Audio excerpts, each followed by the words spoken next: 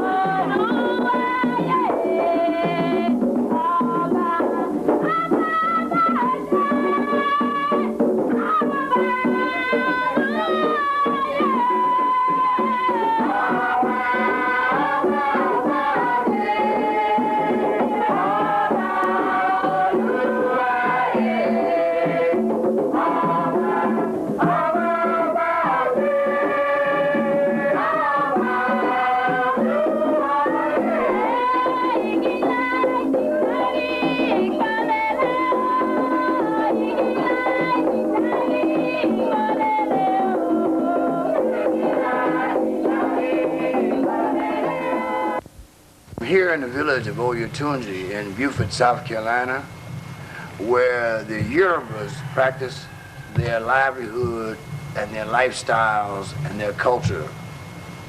And they've been here for several decades at this time. I'm here to talk with His Royal Highness Osageman Adefumi I. For those of you who do not understand this, we will say that he is the Oba, the king of all the Yorubas of North America. We're here to discuss this afternoon a very tragic situation for His Highness, the death of his brother. I'm going to go over and get him now, and hopefully you will find this very interesting from a spiritual point of view as it relates to the Yoruba when they have death in their families. Thank you. Ago, Cabiesio! Eh, Wole! Ah, Cabiesi. Yeah, Cabiesi. Wole, why? You know me doing? I'm going to go yell, Chief, my bell just said. Jackie! Ah, how are you, sir? I do quiet. Hold on, man, I do quiet. Or down. You know me doing, okay? I don't rent at me. I did so G. Here to meet with them to discuss the Prince Tejumola, and who is His Highness's brother, and who is the father of the young man standing to my right. Inasmuch as every people have to identify with a particular type of culture and have their special genius, each people have a great genius. The genius of the Africans comes from their patron, Orisha Voodoo, which is Olokun. Olokun, the great god of the African race. The character of all of humanity's gods and goddesses are based on the character of some or one of the planets. The movements, oppositions, trines, sextiles, and conjunctions of the planets are at the base of all religious mythology. Each people depicts these celestial characters in their own image and interpret these events from their own cultural perspective. The major Yoruba gods and goddesses, known as the Orisha or the Voodoo, are earthly representatives of the cosmic forces.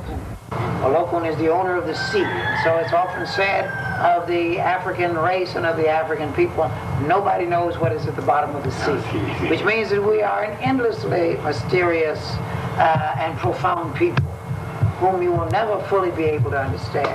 But the genius of the Africans you can draw on through the worship of the patron god of the African race, Olokun. Who built this? This was built by the priests here in the Oyotunji African village.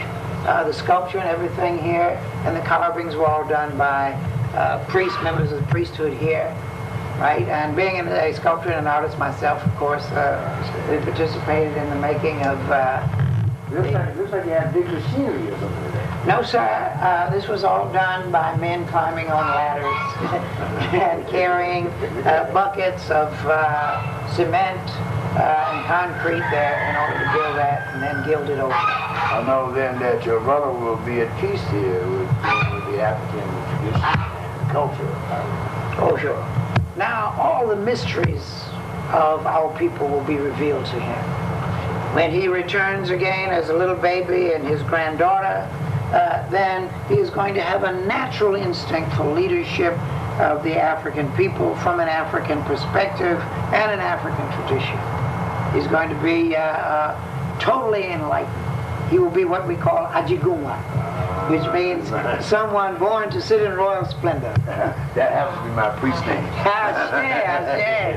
Very good. Thank you, Your Highness, for this. Am I to understand that you did this the same way with by hand, with no big machinery and stuff? Right, no big machinery, just groups of men working on each one of these great heads. Are these all local heads? These are all local heads.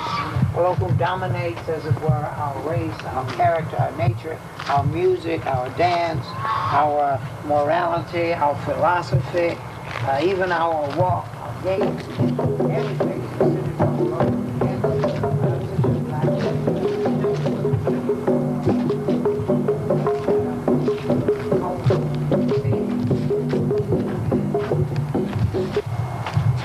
This is the temple of the goddess Oshun.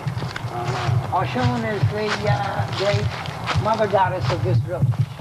There are two gods of this village, a father god, Obatala, and a mother goddess who is Oshun. Oshun is a goddess of beauty, Oshun is a goddess of sex, Oshun is a goddess of pleasure. And so, along with the great knowledge and intelligence of Obatala, then we have also that balanced by the worship of a goddess of beauty, love, sex, pleasures, and so forth. The beautifully balanced lifestyle, therefore, is going to grow out of that approach. And that is consequently why our morality and our love of the sensuous often offends the European people, mainly because sex was a goddess among our people. And if we can appreciate that and understand that, then we will understand why it is that we cannot give up our sensual approach to life. So what you're basically saying, based on what I've seen, is that the Yorubas have a place, position, and or technology to deal with any aspect within the human behavior. Every single aspect of human thinking and behavior is deified. And you can trace every aspect or every endeavor or every kind of work back to a god or a goddess, and that presides over that kind of work or that kind of activity, whatever it is. Even if it is games of chance, we have the god Eshu that presides over that. And so every human activity, whether it's hairdressing or whether it's being a mechanic or a truck driver or whatever it is, there is a god or goddess that presides over it. We are set 100-year period in order to bring about the redemption of our people, spiritually, intellectually, all right? And so he's working with all of our people. And so if he had a Baptist minister as his friend, certainly yes, I want to befriend that Baptist minister. Yes, he also had a number of Muslim friends, and we befriended those. And so we have to work with our people towards their redemption. The ultimate objective is the re-glorification of our ancestral heritage. And of course, we can never forget that a religion is essentially the worship of your culture. So then obviously, this is the reason that the family wishes to have your father's remains placed here, is that correct? And this is your actual wish that your father and your family be set in a setting of your ancestors' activities in terms of history. Have you been involved with this area of your cultural experience for some time? Yes, I have. And you find that it is what your family really wants? Yes, I And this is a young man who is the son of Tejumola. And I asked him those questions because he moves in a larger city, but he is here with his uncle to celebrate the moving of his father to a higher degree of understanding. As you have just heard, you're from His Highness Osagimen Adefumi I, the brother of Tejumola, who has deceased from this world recently, I'm standing in front of the nation's flags, which are flying at half-mast, in honor of His Highness's brother. You've heard the way the Yoruba, the passing away of the physical body to the spiritual body. It is important that we as a people understand that we do remember our ancestors. Thank you. Hello, I'm William Gerald King Jr., Prince Adisuji Adifumi. On Tuesday, November 15, 1990, my father, William Gerald King Sr., Prince Tejumola Adifumi, was found dead in his Revere Beach, Florida business, the May Mattress Company. With me now is Chief Baba Awadut Dakun, Chief of Detectives of the Magnum Protection and Securities Agency in Wisconsin, ex-police officer Chief Lawo Alafia. What was your first assessment upon your arrival at the May Mattress Company in regards to the death of Prince Tejumola, William Gerald King Sr.? My first assessment was the assessment made by the police in terms of the information that I received from the family and friends of the community, and that they said that it was a suicide, that Prince Tejumola Bill King had committed suicide. That was what I had in the beginning when I first arrived. Since you have been here as a private investigator, what is your personal assessment in regards to this situation? That leads me to a whole number of situations here that I have to describe. I have some written down, so please excuse me as I read through this. Based on my investigation, I made a number of notes. One was there was approximately 2 to 2.5 pints of blood in the men's washroom, which was in the middle of the business establishment. And the business establishment being approximately 200 to 300 feet long. So that was approximately in the middle of the area. And approximately 2.5 pints of blood on a work table, which was also in the area of the middle of the building. There were approximately 9 spots of blood between the bathroom and the work table. Maybe I need to explain to the audience what the reason why I'm mentioning these as significant pieces of evidence. They say that it was a suicide, and in the bathroom there was a large amount of blood, as I described, 2 to 2.5 pints of blood. Then there seems to be a movement from that bathroom, which is approximately 12 to 14 feet in distance to the work table, where there was another 2 and 2.5 pints of blood. So I say that between the bathroom and the work table, there was very little blood, about 8 to 9 drops of blood. There was spots of blood on other pieces of material in the building that were not associated with that particular area, such that it was a mattress company, as you mentioned to me, and on some of the foam rubber that they use to make the mattresses were spots of blood. There also was 2 situations here that puzzled me, and that had to do with that apparently he had cut, or he allegedly had cut both his wrists and his own throat.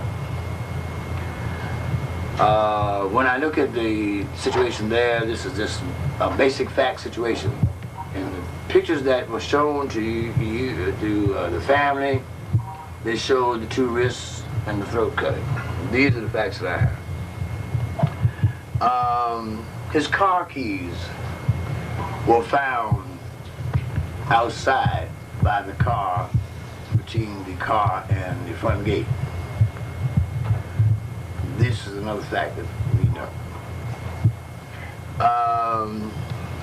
We also know that there were a number of blood spots in the area of the delivery area for the mattress company. In other words, where the trucks or vans, whatever, would pull up, or station wagons, whatever would have you, would pull up there and pull the slide door up to deliver or unload. There were spots of blood there. There were also spots of blood on the front door, northeast door of the building, which was the front door, on the door handle, and spots of blood within that particular area. It is also known that there was blood found on the ground, some spots on the ground around the area where the car and the garage were situated. In other words, the car was not put in the garage, but there was blood found in that particular area around the garage gates. Stay tuned. We'll be right back. These are the facts that I know that related to the actual death situation. For the next 30 seconds, test yourself on personal safety. Are you observant of activity around you? The answer should be yes. The criminal tracks his victim. Don't make his job easier by not paying attention to your surroundings. Are you cautious about displaying valuables in public? The answer should be yes. Don't tempt the criminal by displaying money. Minimize the amount of cash that you carry, and remember to separate your cash and your credit cards from your purse or wallet. Do you keep people reasonably informed of your movements? The answer should be yes. Let a trusted neighbor or friend know when you're leaving home and returning. If you answer no to any of the questions, take actions on the items you have marked no. A message from the Detroit Police Department Crime Prevention Section, 2110 Park Street, Suite 332, Detroit, 48201.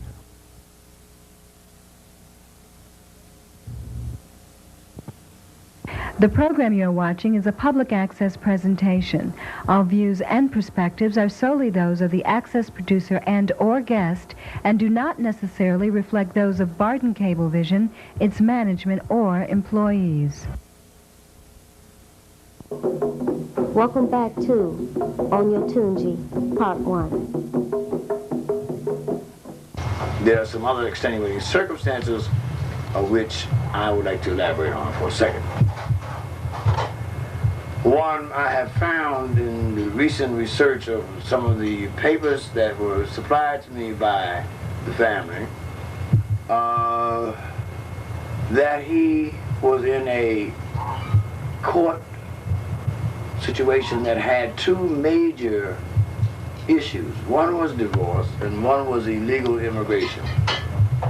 And they both were, obviously, were dealing with his wife. When I looked at the situation on the legal immigration, I found that it involved some national concerns. Example being, the reason why his wife was able to get into this country was because she had a relationship with someone who worked in the United States Department. And they had set up a situation with her that she was to come into this country to work for one particular family. And apparently she didn't do that. Apparently she worked for the individuals in the State Department family, which in itself is a violation as it relates to the green card, which allows you to come in and be a worker in this country and not a citizen necessarily. A person who's doing a service in this country and not a citizen necessarily. The documentation that you agree to and sign to get your green card must reflect that which you have stated you intended to do. Example being, if I say that I'm working for Mr. J's corporation and I come into the country and don't go to work for that corporation, go to work for some other corporation, I must notify the United States Department of Immigration that I have changed from what I originally stated that I was going to do to what I'm now doing at this moment. There is no indication that that occurred. Tejumola, or Mr. King, whichever you prefer to use, was researching his ex-wife's entry into this country, I'm sorry, and that he apparently was very emphatically of the opinion that there was more than just a natural immigration problem here. This is based on the documentation which I think could be presented to any court or investigative agency to at least raise the issue of whether or not there was foul play. Another situation occurred was when the brother and the son was told of this alleged suicide. They only mentioned that the wrists were cut.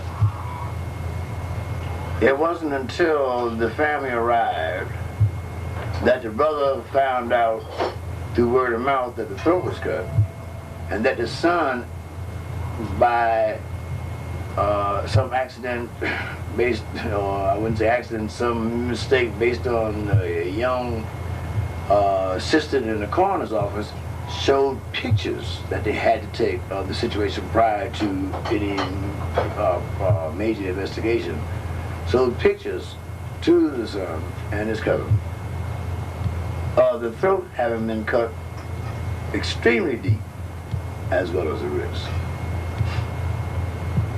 As you recall in my earlier statements, I said that there was quite a large amount of blood in the men's bathroom, which was, let's say, for a point of argument, 14 feet away from the table, where there was another large amount of blood and where they found the body. Again, I wonder how he could move around and put blood, massive amounts of blood, on both those areas, and only spots of blood on the handle of the front door, on the floor between the bathroom and the table, on the materials that were in the way, the cardboard box with a little spot here, not a whole lot, just a little difference in it. So there had been a theory by the police that he maybe wrapped his arm in a towel and went after he cut his wrist, prior to him cutting his own throat. And they used that theory based upon what they call hesitation marks. Well, I have not gotten the full coroner's report at this moment, but based on the descriptions that I've gotten and the photographs and things, I think that I don't really understand how you could cut your wrist so severely and have this much blood leave and hesitate during the rest of it. Because apparently the wrist was cut severely. I think that there are a number of issues here based on speculation that need to be discussed and or investigated.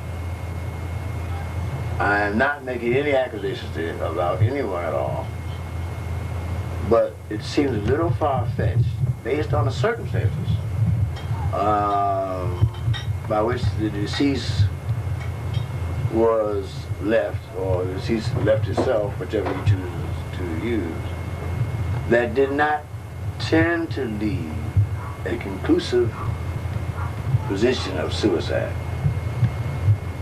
I think that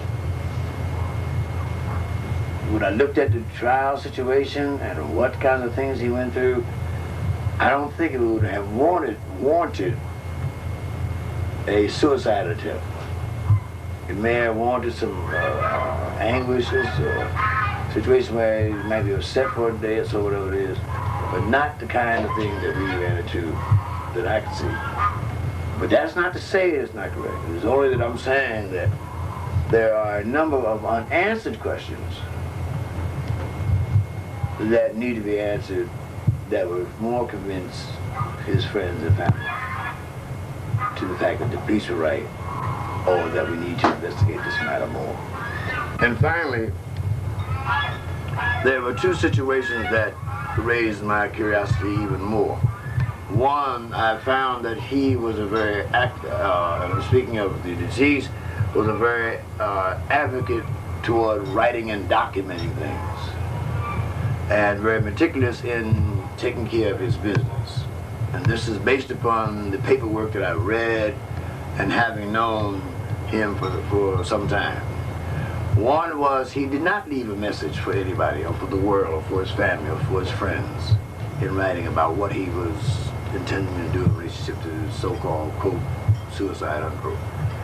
And two, there were some very questionable telephone calls and activity on his tape that the police apparently didn't even find in their investigation, but his son found and produced for us to hear, which raised a lot of questions after checking with the telephone company and other technicians in regards to this type of activity. I do not want to speculate any further at this moment on that. In closing, what is your personal opinion of this situation? My personal opinion, sir, is that suicide seems to be a very unlikely situation. And I derive that based on observing the scene of the demise of Prince Tejumola, and the position that the body was in, the amount of blood in the two areas, and the fact that the cutting of one's throat after slicing both wrists so severely, and the loss of blood as it would have to relate to this based on those slices, is that there was some foul play about this. I cannot at this time speculate again on who or why, but I think that it does warrant further investigation or further concern by the community and his friends and family. I think that they need to raise this question because there does not seem to be a serious, legitimate motive for him to have committed suicide. Thank you. Lafayette. I am Adesuji Adefumi, Gerald King Jr. At this time, I would like to introduce my aunt, Her Royal Grace, Ayo Orita, senior wife of the King of Oyotunji, South Carolina, and also my cousin, Princess Adeyinka. Lafayette. The Lafayette Prince. How long ago did you meet my father? I met your father in late 1977. He came to Oyotunji to visit his brother, and he came during a surprise visit where he brought his mother with him, and that was the first occasion that I had to meet family members. And at that time, I remember him very well because he chose my home to allow his mother to stay in out of all the wives. And all the wives were telling me that she would not like me because she was very fussy, and she didn't like any of the king's wives. And Prince Tejumola told me, don't worry about it, even though his mother was very fussy, that my home was very comfortable and he was very happy that she was here. And we went on to be great friends after that. We were not as close as we would have liked to have been. Maybe you can fill me in on some details that you might have been, being a little closer to him. Prince Tejumola, for one thing, whenever he came to visit at Oyotunji, all of the children would crowd together around his van or his truck or his car because he was a man who was always expounding and giving out some knowledge. And the children followed him all over Oyotunji, and he was always caught in sessions with a book or a picture or a map or something, trying to, in his brief periods here, educate them in some kind of way. In the evening hours after dinner, then we would no longer see him because he would retire to His Highness's quarters, and we would not see him or His Highness until the next morning after dinner, because they would get into a deep philosophical argument or draw maps or go through history books, and none of the wives dare not disturb them because we would be ignored and our feelings would be hurt. The following day, he may come for breakfast, and he would sit down and talk about his mother. And that's one of the things he always liked to talk with me about, was his mother and her visit, and how much she enjoyed it, and how much he talked about how beautiful Oyetunji was, and that she would really wanted to come again before her passing. In Oyetunji, he would be greatly missed, because we all looked forward to the day when he would come and be with his brother and be with all of us, because we needed him in our school system, we needed him in our priesthood. He had great knowledge that he was always willing to impart. He was not stingy in any way. If he had any books or materials or any information, he was always willing to give. He collected everything. He would haul stuff down in his moving van and ask us could we use it. If we called him and said we needed something, he would say, well, I think when I come in, I'll try to fix that plumbing for you. Y'all need bathrooms down there, and I'm going to come in and spend about a month and put in a bathroom. I think by the time he came on his next visit, we had attempted to do that on our own. But he was always letting us know, don't just stop there. You know, you can improve on your environment. Don't forget ecology. Keep everything clean. And everything that he did see was nice and clean. He praised everybody. It was just, you know, when he came to town, it was like the diplomat that he was, the ambassador that he was, the teacher that he was. Everybody just, you know, always welcomed him. And in Palm Beach, they worshiped him. He tutored the children at the Wedgwood Community Center, and he belonged to the Moorish American organization. He went to the New Macedonian Missionary Church. He studied Islam. He studied the Yoruba language. He kept an excellent record of Oyetunji's early history in his library, and he collected hundreds of books. And there were a number of materials and things that he preserved that we had no idea that he, you know, even had interest in. He was a brilliant person, and you may feel that this would be a hard role for you to follow, but we feel that your ancestors have equipped within your genes all that is necessary for you to come and take his place. Thank you. What role would I play in following in the footsteps of my father and the royal family? Your role is, number one, to become very knowledgeable in ancestor worship. Ancestor worship is the foundation of our Yoruba traditions, and ancestor worship is the foundation of the success of the Adefuni clan in the United States. Number two, you have to become very knowledgeable of the language and the traditions and the protocols of the royal family. You have to become knowledgeable of the attire and the history of your particular family clan and the history of all Yorubas. You have to become a priest. One of the things we were hoping that your father would do someday is become a king in his own right in another town, and we would have a second Yoruba community. This now is being passed on to you, and we believe that you are equipped through your ancestry, your genes, your intelligence, your great charm, that you can accomplish this mission. For the pleasure, Grace. You're welcome. Now come, let me give you a blessing before you go. Eludumare, Ajuba, Boboy Kutimbelese, Eludumare, Babato, Nu. Mojuba edile adetume, Mojuba edile aladahunu. Jeki awari omo kabintire, omo oba. Jeki ire, Jeki alafia, Jeki owo, Jeki ilera. Toju, omo oba. Nibati otun parabo. Ninu aye, kosi iku, kosi arun, kosi ashelu, kosi eyo, kosi ona, kosi ofo, ocho eba,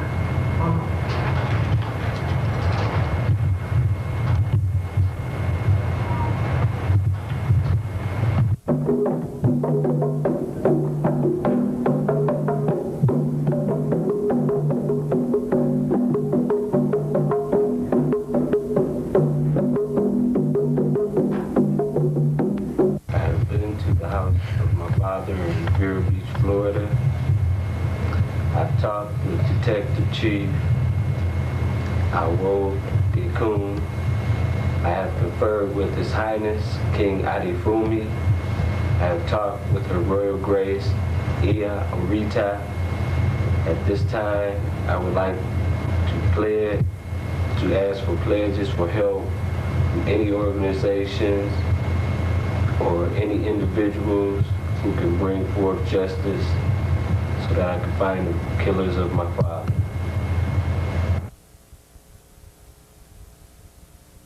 We're going to go into the family ancestor shrine. Yes, sir. Oba, King of Tejumola Adifumi, was initiated into the Ifa priesthood in Nigeria in 1972. He founded the Yoruba village of Oyotunji in Beaufort County, South Carolina. There he began the careful reorganization of the Orisha Voodoo priesthood along the traditional Nigerian line. He will become a member of the great ancestry of our family. Okay, may I just say for the viewing audience, His Highness had established this village and home for the Yoruba several, as I mentioned earlier, several years back, several decades at this stage. And we are here now to look at what is going to occur in a relationship to the demise of his brother from this world as it relates to the Yoruba. I'm going to ask His Highness a leading question and allow him to explain the Yoruba way of dealing with such a situation that we are at this point in time. And the audience, I say to you that we have our greatest sympathies, Your Highness. I do pray. Thank you, sir. We have the greatest sympathy to Tejumola the Junior. Echoing now. Your Highness.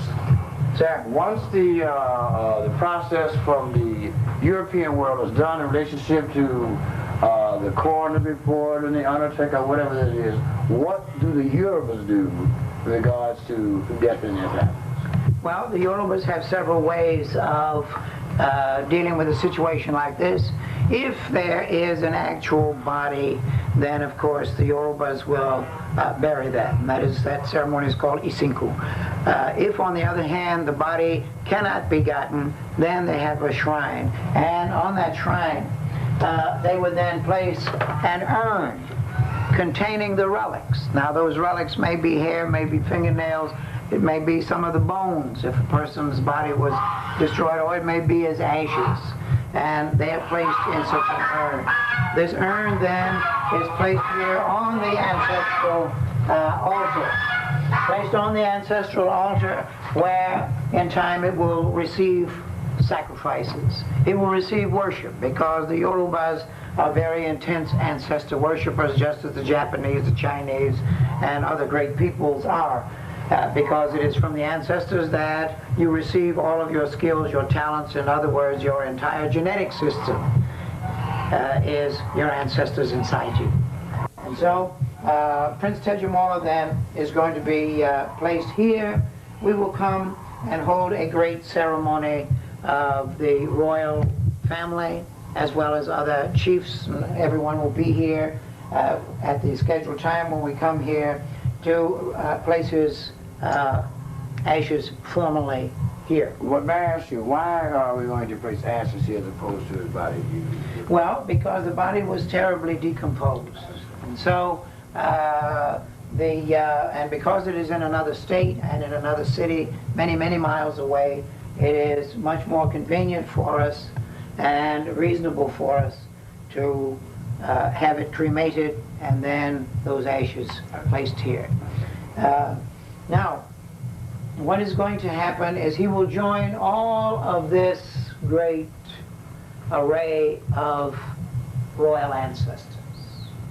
Our family is descended from royalty of the Dahomian people, and it is also descended from chiefs among the Yorubas.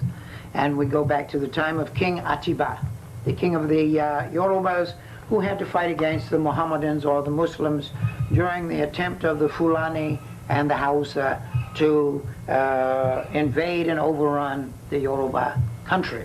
It was at that time that great chief Adefumi came forward joined the forces with King Atiba, and there established that family as part of the great chiefs of the Yorubas of ancient Oyo.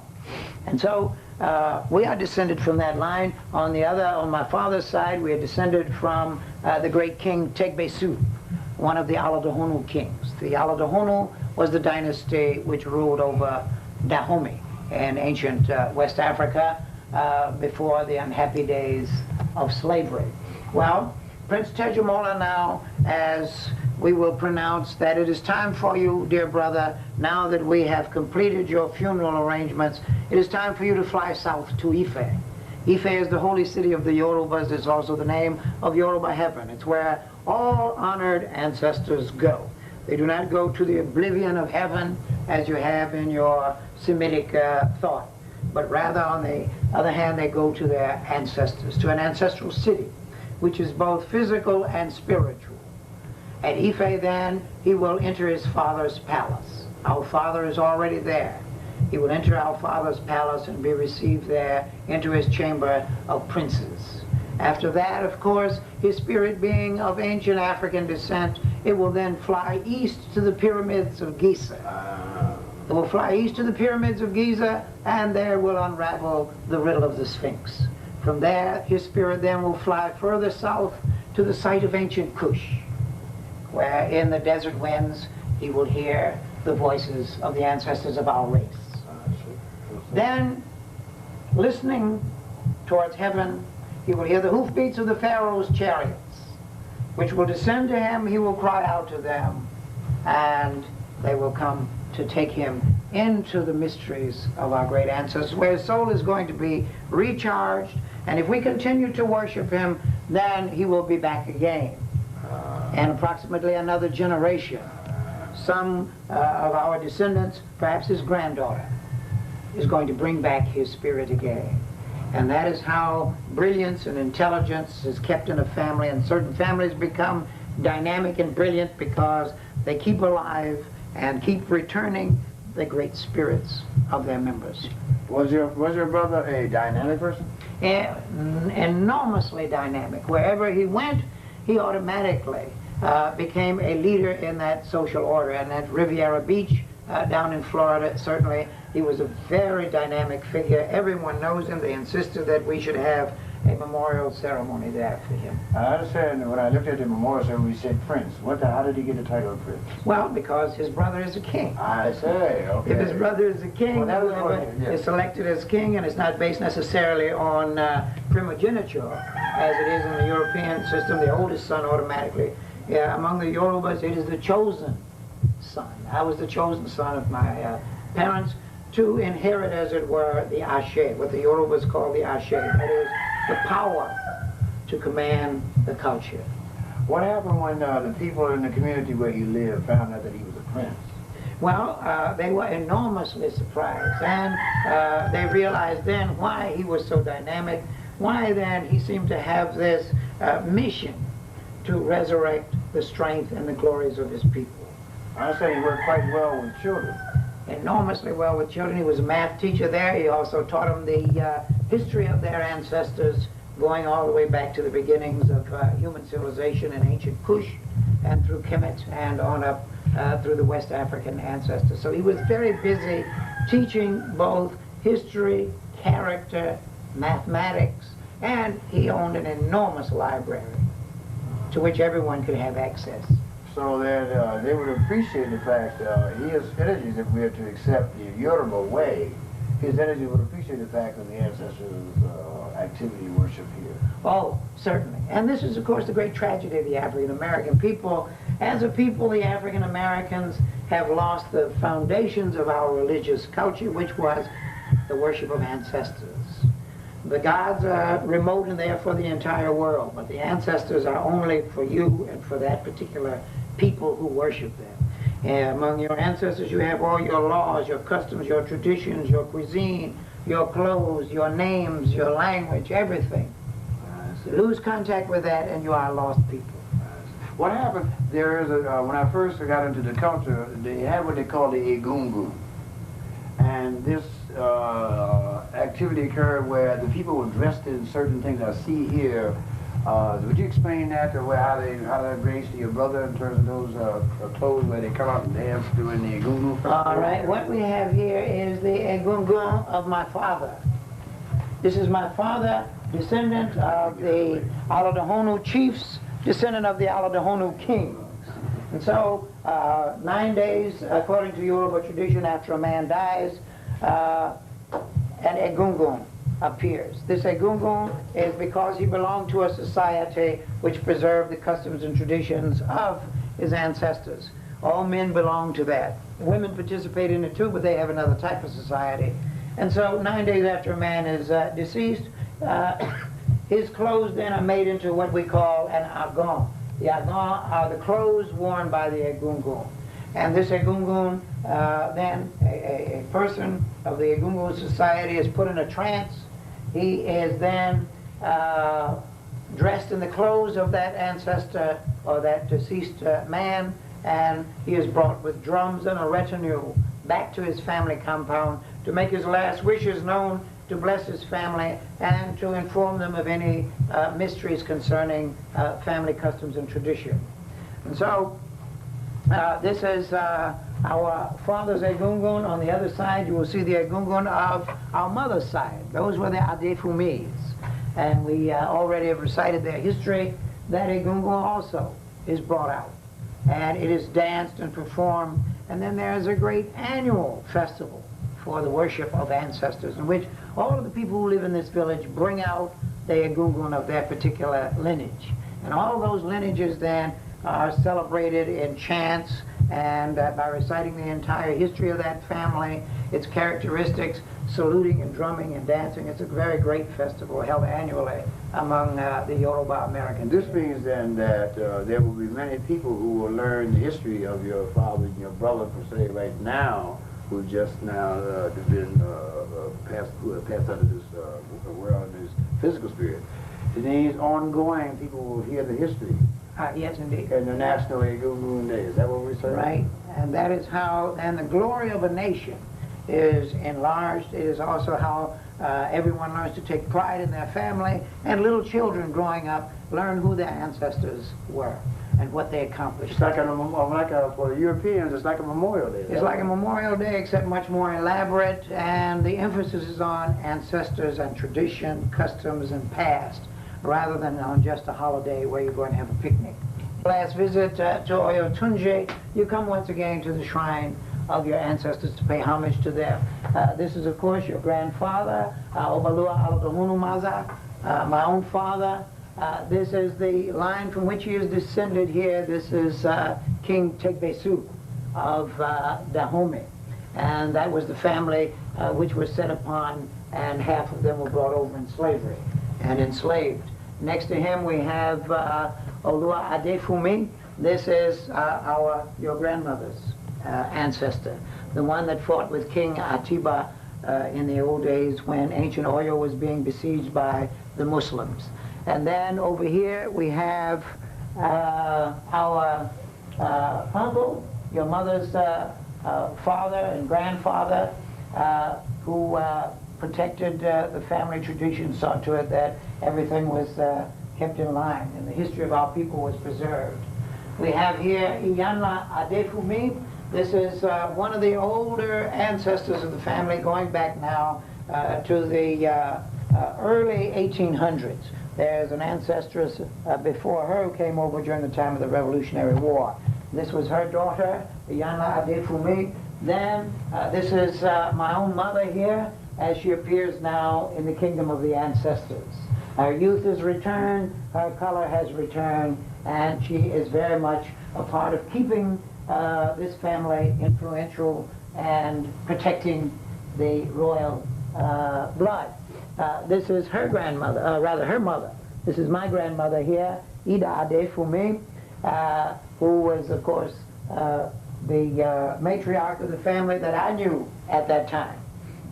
And so then over here we have my sister, who were deceased when I was a very little boy. I never really got to know her, though she knows me. And we often have conversations here. And she therefore is one of those persons who preserve and whose shrines and statues are all here. And then finally we have Yeye Baba Aladahunu Mada. This is my father's mother. She was the one that gave birth to our father and brought the Aladahunu line to this country, which of course is our responsibility to preserve. These statues and shrines here represent, of course, the figures of our ancestors in the ancient world. And of course, sacrifices are made to them. That's why they are blackened. And of course, there are vessels here where their various relics are kept in these little jars, in the same way that your father's remains are going to be kept in an urn placed on the altar for the men. Yeah, it's a beautiful tradition, and it's up to us to preserve it. That is why, even though we may live in different cities, whatever happens, we're able to call each other together, and everyone comes here to pay respects. Everyone then carries on this ancient family name. And that way, each one of our children and the boys and girls who grow up are always going to want to behave and live in such a way that they do not offend the family ghosts. Yes. The priests of Oyotunji say all religions are based on astrology because the planets are the real gods and goddesses. That is why in all the original religions, every people give names to the stars and refer to them as deities. Each people worship a patron god or goddess for whom they were the chosen people. Nothing exists nor happens in the sky that does not have its reflection or vibration somewhere on Earth and in nature. All life and events on Earth and in human and animal behavior are the effects of heavenly causes.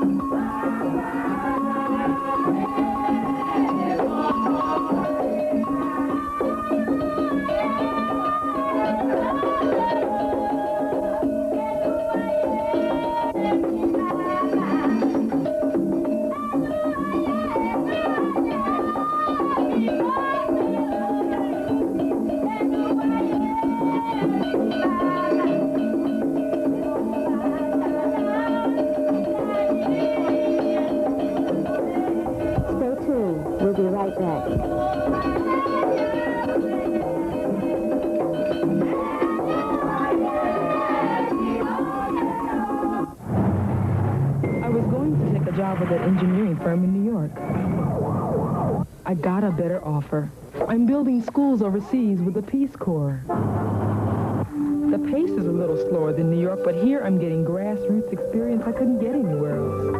The way I look at it, the world can wait 2 years for another 40-story smoked glass high-rise.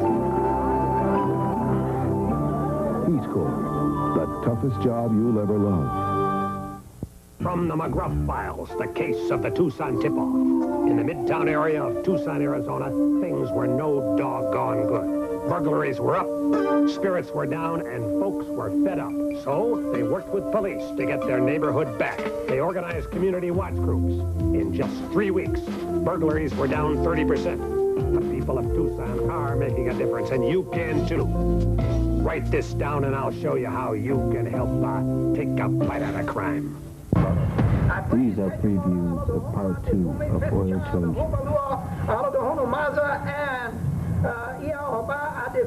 Who was murdered in his factory at Riviera Beach. Oh, sweet brother, lead us to find your murderers. Put your blood over their faces. Today, you become in Nesuswe. Today, January 1991, we salute the descendants of the Aladohono Adefumi clan.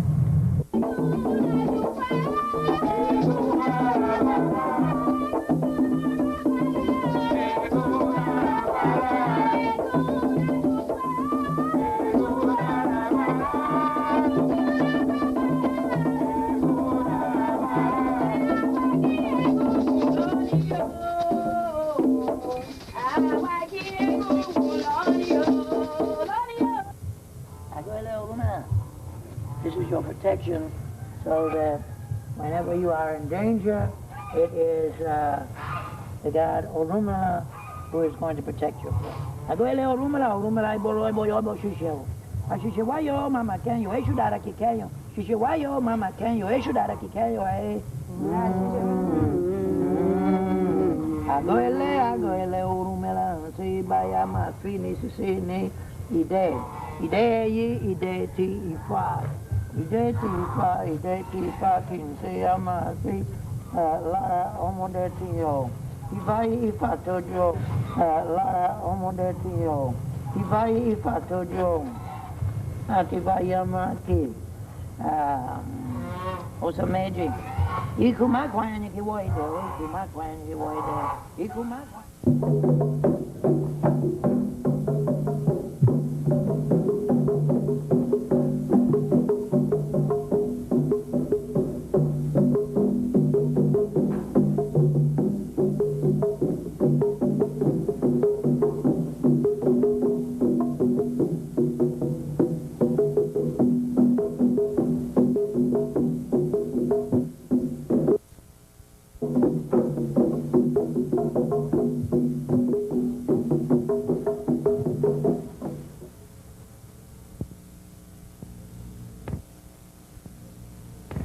This documentary is dedicated to the memorial of Prince Tejumola Adefumi and his family. The culture, religion, and language as lived in Oyotunji are documented to give understanding of the ways of the Yoruba people.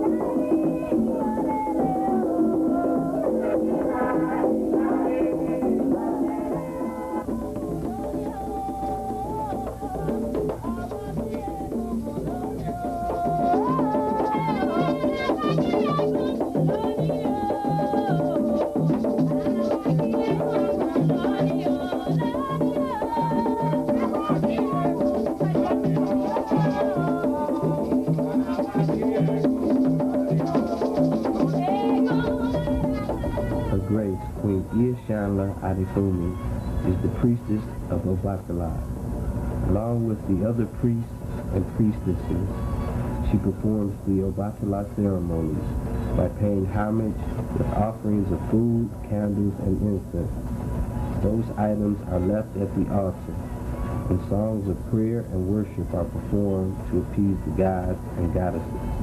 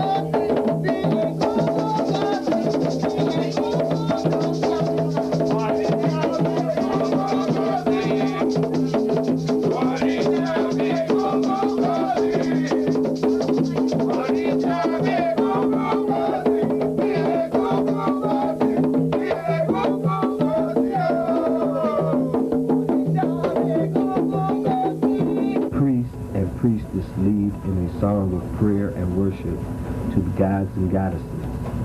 The priestess of Obatala bless all members involved in the ceremony.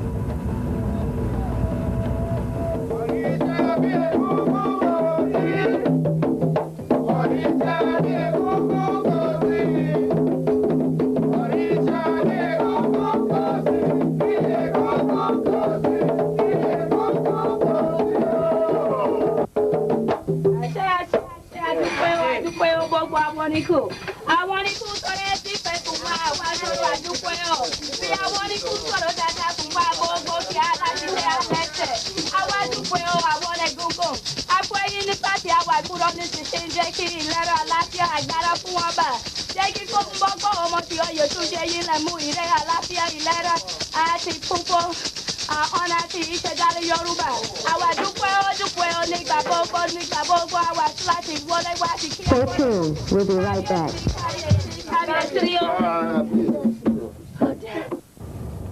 Hey guys, are you ready for school? No. Why not? I can use another week. I'm still having too much fun. That's easy for you to say. You have 4 years ahead of you. I'm a senior and I can't wait to get started.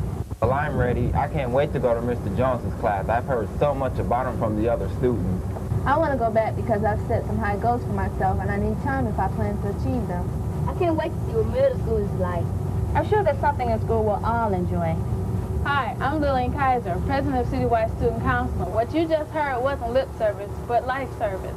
From the words of Malcolm X, education is our passport to the future. It belongs to the people that prepare for it today. Join us this school year and enjoy the best year of your life. I'll be there, will you? Do yourself a favor. Be there. Your future depends on it. This public service announcement has been brought to you in cooperation with the Detroit Board of Education. Welcome back to Oyotunji, Part 2.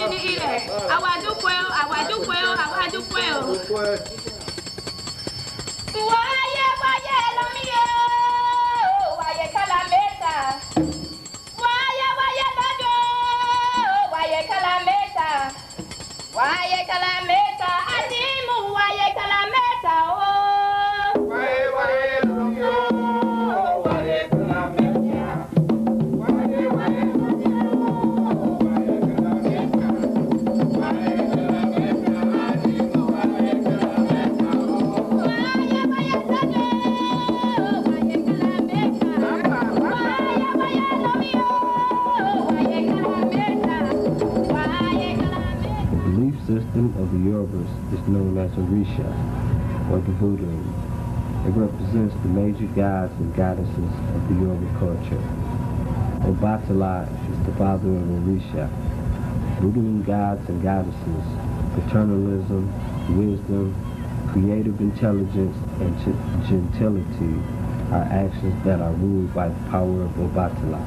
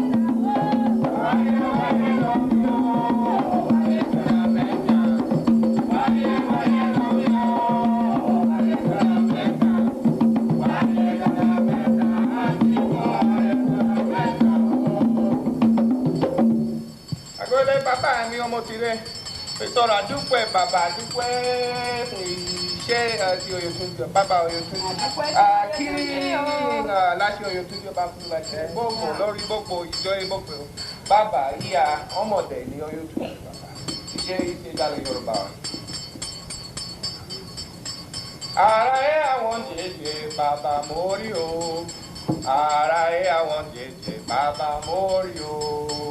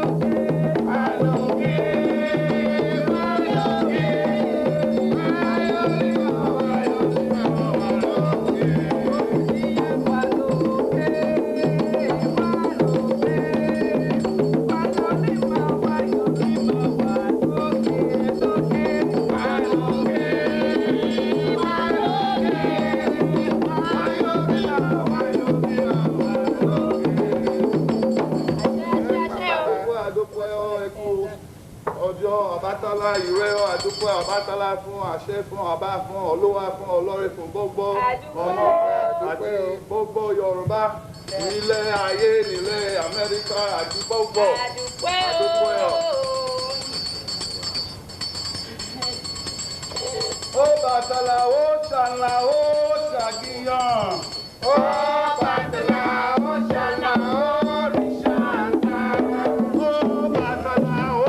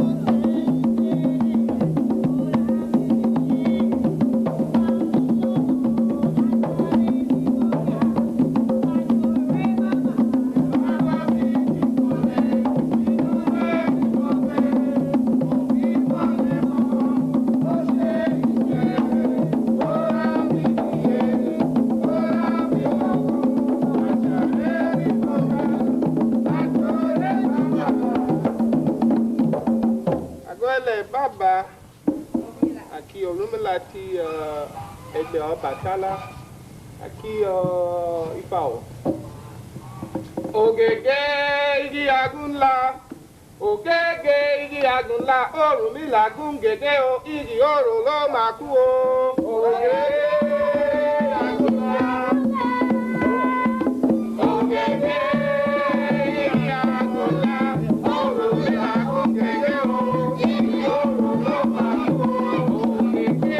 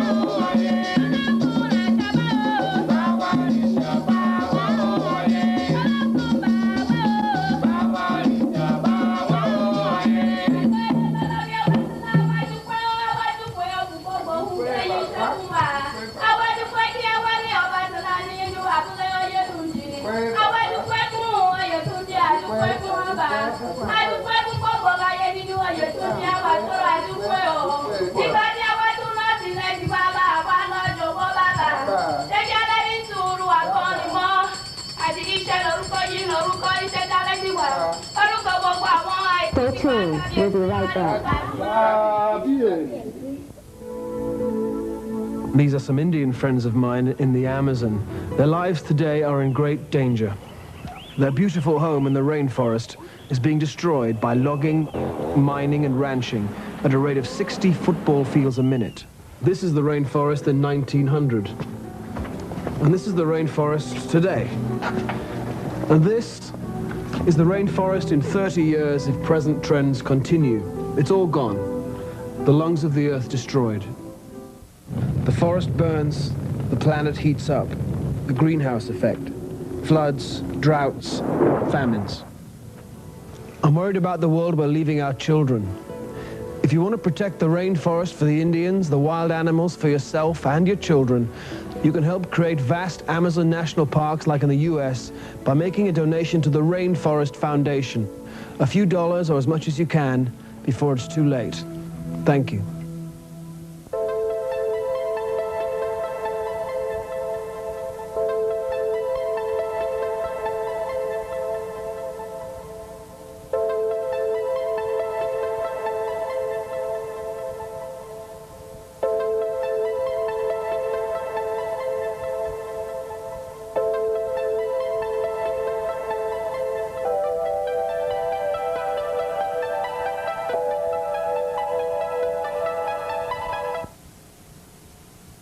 The program you are watching is a public access presentation.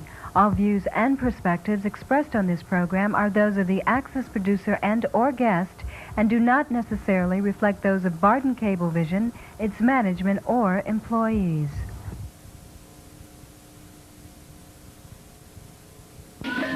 Welcome back to Oyotunji, Part 2.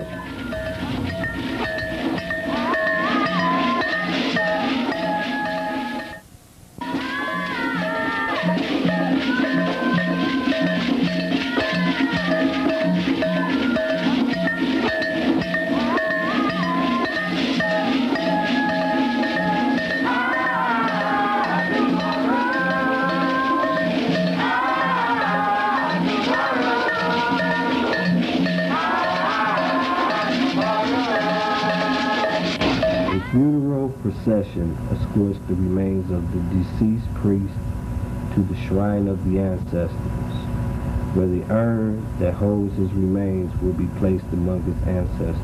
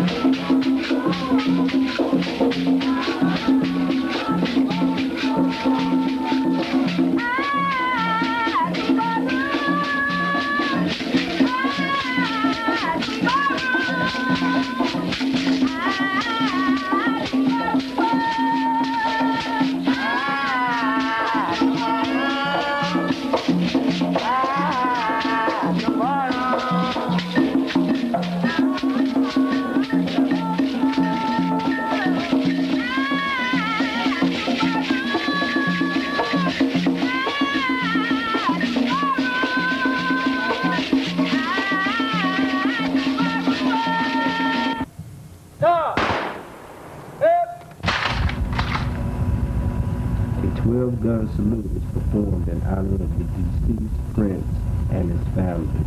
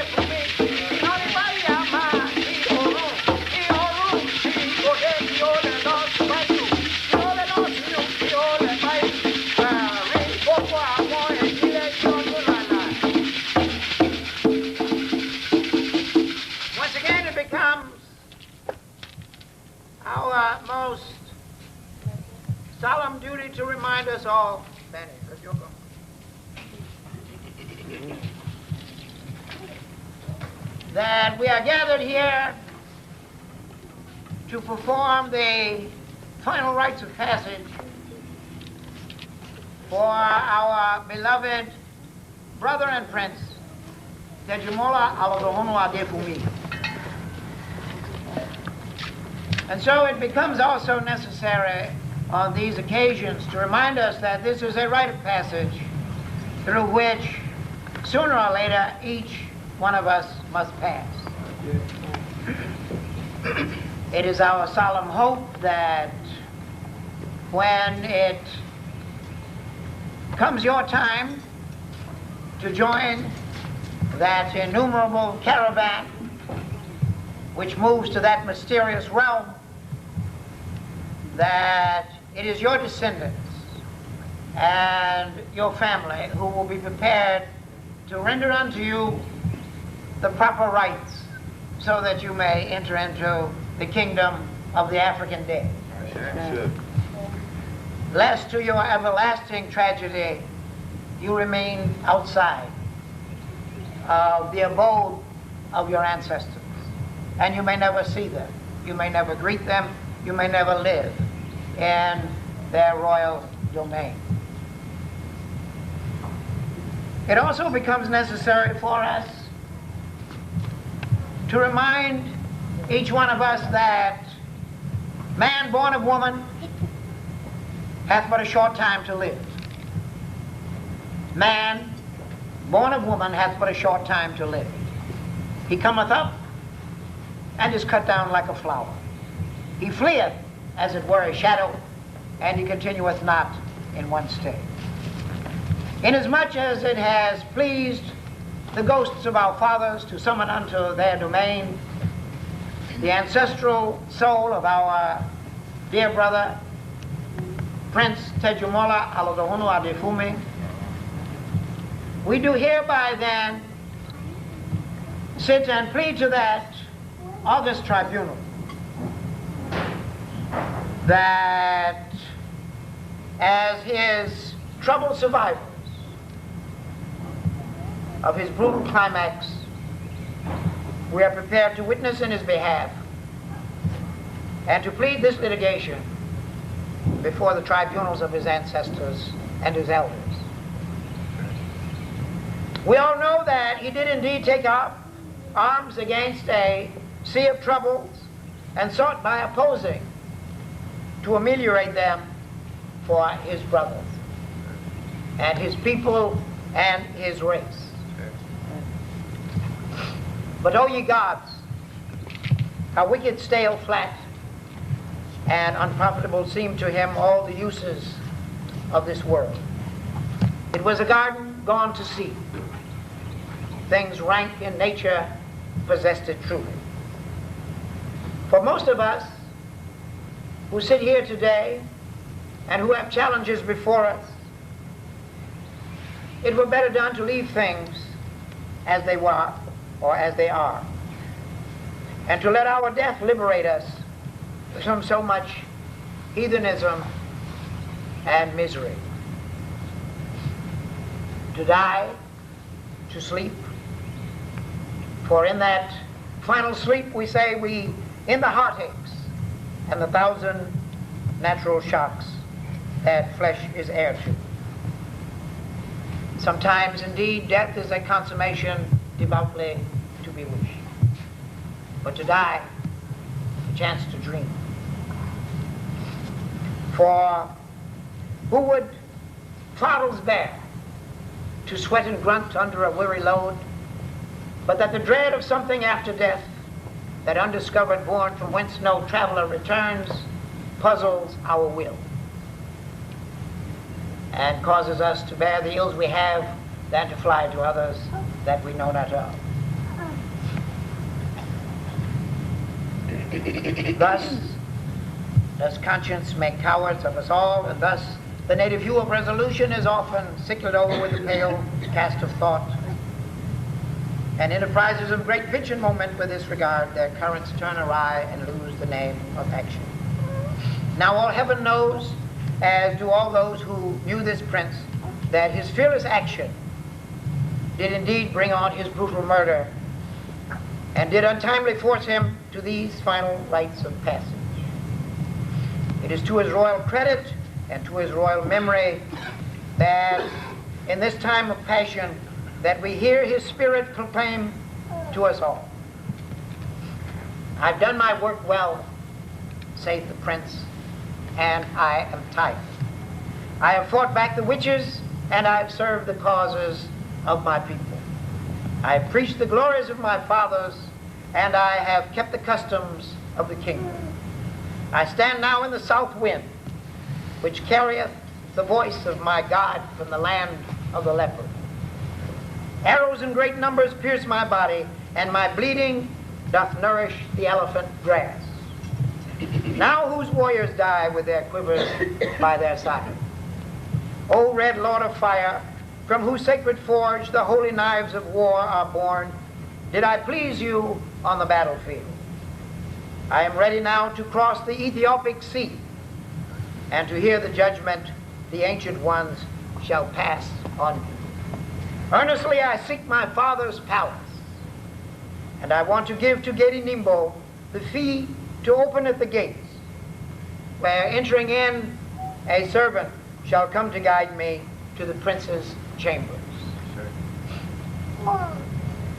It is also altogether fitting and proper on these occasions that we read the ancestry of the deceased in order to inform them and to inform all those within listening of the lineage from which our beloved prince is descended. So we take now this time to read to you the history, first in the Yoruba language and then in English, of Prince Aladohono Adefume. Olodumare ajuba gbogbo ikú, Olúwa Timbelesi Olodumare iba orun torun, mojuba àwọn àkóso Aladohono, eluju di pé kí eluju ẹkún, mojuba rẹ̀ kí a fi sílẹ̀ dáhùnmẹ́, mojuba náà wọ́n jílẹ̀ yẹyẹ buwo àkóso tẹ́gbẹ́sù, òfò láìláì òfò wúwo lórí, adansan dánadáná ìtẹ́ Aladohono. Títí àkókò náà Aladohono ẹ̀dílé ya nípa ìdá méjì sígbó ìlú ńlá Gome, ìdá méjì sí Ifẹ̀ wọ́kọ̀ Georgia, ńláńlá ìdá Home ńláńlá síwájú ọ̀hún gbogbo, Kushe da home aido, wedo ikwelese ati igbeyin. Ní ọdún láíláí àti bá ọmọ ọba aláfin àbí ọdún bá èṣin nílọ́rẹ́ tó ṣẹ́gun. Láàrin olúwa àti bá àwọn Adéfúnmi kí kọ́kọ́ sí èyí gbìkan. Lẹ́yìn ogun gbọ́dọ̀ àkọ́gbọ́ nípa olúwa Adéfúnmi jù rárá. Ṣé kí àwọn Mùsùlùmí Fúlàní Ìlọrin tó gbà ó? Àti ta ó sí àwọn Amẹ́ríkà Olódùmarè. Oh, Father of this galaxy, we praise Thee. All honored ancestors who live at the feet of Olodumare, homage to the people of heaven. I praise the kings of the Aladohono dynasty. In time, the field belongs to the leopard. I salute those buried in the soil of Dahomey. I praise Queen Mother Wanjile, mystical mother of King Tegbesu. All cursed be forever, heavy curses upon the head of Adanzan, robber of the throne of Aladohono. Since that time, the Aladohono lineage has been divided. Half in the forest of Abomey, the capital of Dahomey, half in the wide cotton fields of Georgia. Dahomey is great and must come before all else. Praise! Dahomey is Aido Huedo, the beginning and the end. In ancient times, Prince Atiba, son of Alafin Abiodun, was at war with the Ilorin horse. Among the chiefs who gathered around Atiba, the Adefumis came. After the Badar War, we hear nothing of Chief Adefumi at all.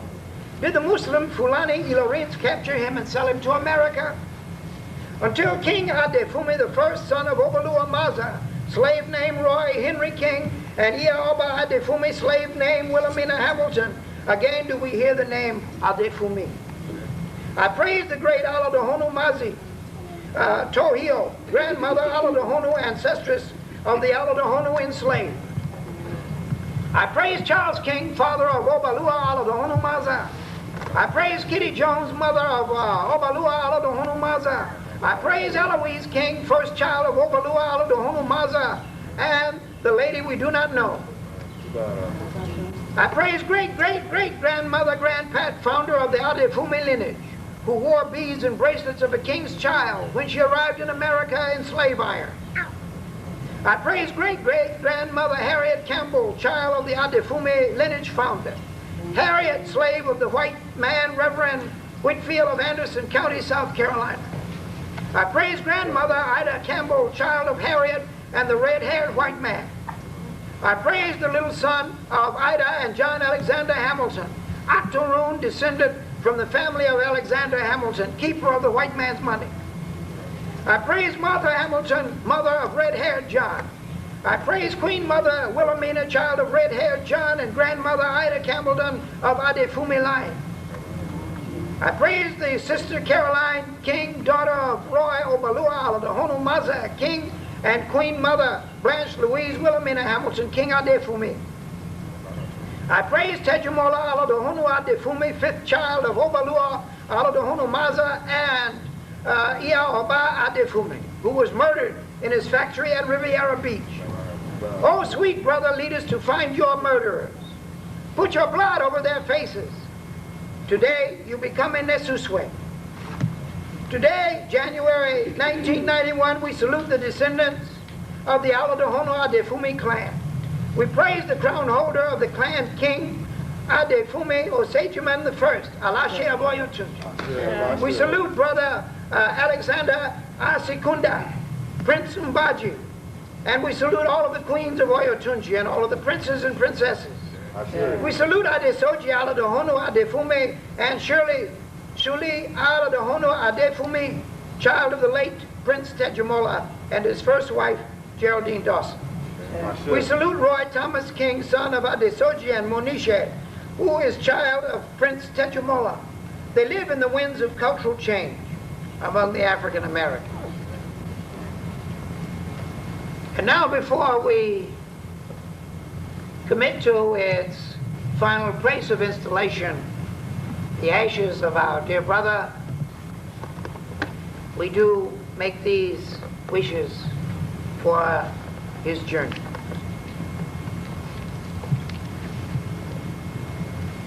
We say to him, and now, dear Prince, it is time for you to return to Ife, for that is your ancestral home. It is to Ife that you must go to be crowned prince, for that is the land from which you come. And when you get there, you must find your father's palace. And when you have seen all of your family who are living there and praise the gods of Africa, then, O Prince, you must fly east across the Great Sahara to the pyramids of Giza. And when you have unraveled the riddle of the Sphinx, then fly south to walk the massive corridors of Holy Karnak. Then fly further south to the site of ancient Kush, where in the desert wind you will hear the voices of the ancestors of our race. Then turn your ears towards heaven, where from the burning sun you will hear the hoofbeats of the Pharaoh's horses. They will be bringing a chariot for you, and you must cry out to them, "Swing down, chariot, come and let me ride. Swing down, chariot, come and let me ride. Swing down, chariot, come and let me ride. Oh, rock me now, slow and easy. I get home on the other side. Swing down, chariot, come and let me ride. Swing down, chariot, come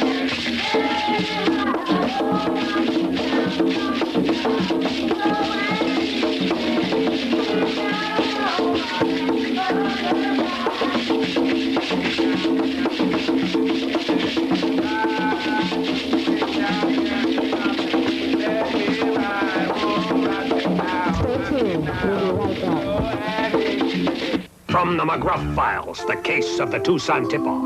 In the Midtown area of Tucson, Arizona, things were no doggone good. Burglaries were up, spirits were down, and folks were fed up. So they worked with police to get their neighborhood back. They organized community watch groups. In just 3 weeks, burglaries were down 30%. The people of Tucson are making a difference, and you can too. Write this down and I'll show you how you can help take a bite out of crime.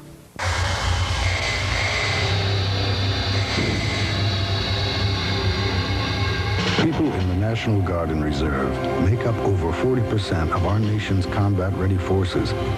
It's a job that requires them to face some very big challenges. So please, don't make their biggest challenge asking you for time off to do their training. Mr. Aldridge, you, got a minute? Be a hero. Give your employees the freedom to protect ours.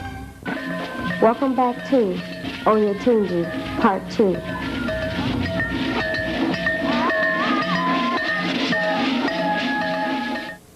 You know how to stretch out? And you lay down on your hips and rest on your elbow.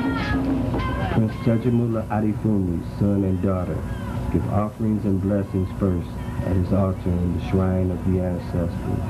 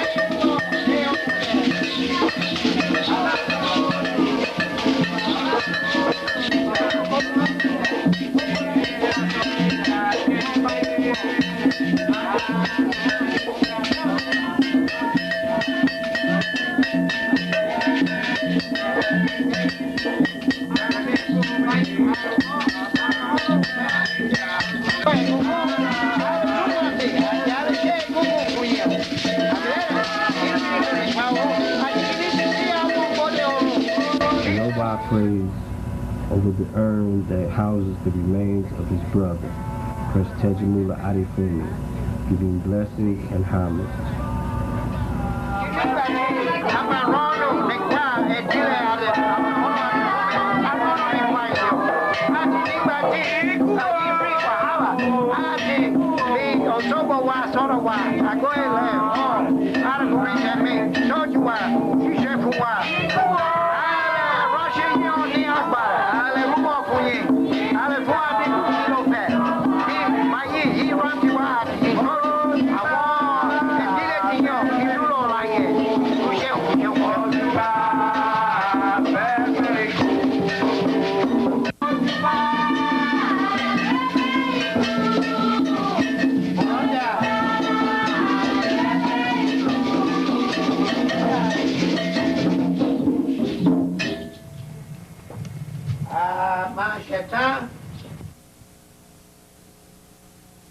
Remember now that according to our traditions, an ancestor must come back in the form of a gungun and to give their descendants their final blessing. And so when the festival of Egungun comes, that is then when the Egungun rites for Prince Tejumola Adefumi will then be observed. And so until that time then, may our prince find his great welcome in the ancestral lands. Sure. May he see all of his ancestors, which go all the way back to those days and times before slavery. Sure. May they greet him. May he see his ancient royal ancestors, those kings of Dahomey, and of course, those chiefs of Oyo. Sure. May they all recall him, and may they all see to it that we here are protected and that what we do here is blessed by them. Ashe. Oda. Tumbasile. Tumbasile, tumbasile aba. Tumbasile, tumbasile aba. Tumbasile, tumbasile, tumbasile, tumbasile aba. Well, sir, you getting ready to go, huh? Yes. Getting ready to take off. Well, it's been beautiful. It's been poetry. And may the gods and ancestors take care of you now, all right? Yeah, he's getting ready to go all the way back up to all right. New York. Listen, we shall meet again real soon. Yes. And continue our paths of life. Okay. Thank you. All right. Okay. And so yeah.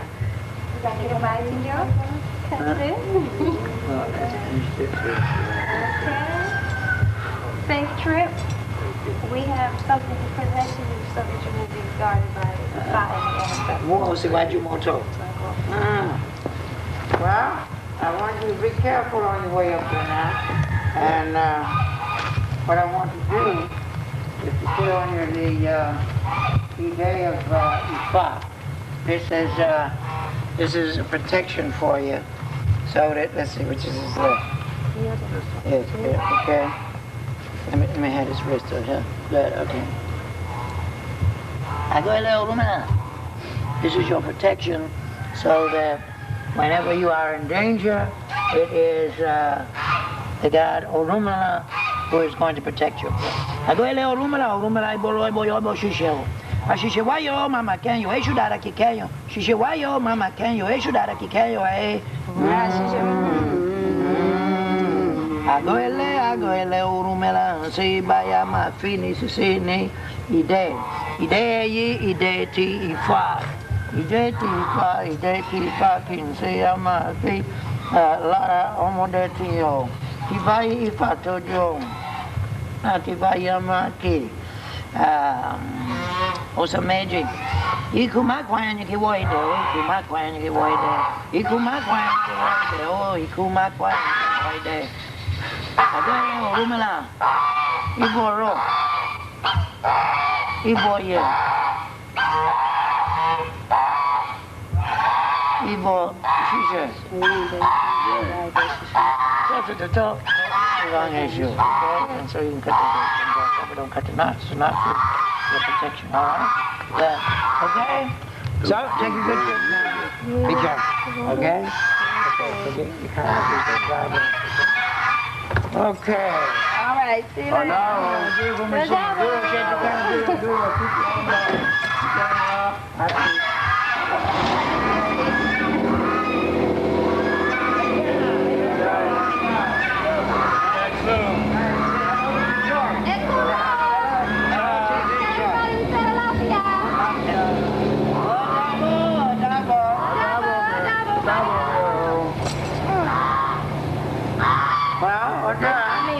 On their way back up north, about. To be quiet. It's going to be cold up there, but I guess that's the way they like it. Maybe get down some. Join us down here. Tibai Fatojo, Tibayamaki, also magic. Ikumakwan ki woide, Ikumakwan ki woide, Ikumakwan.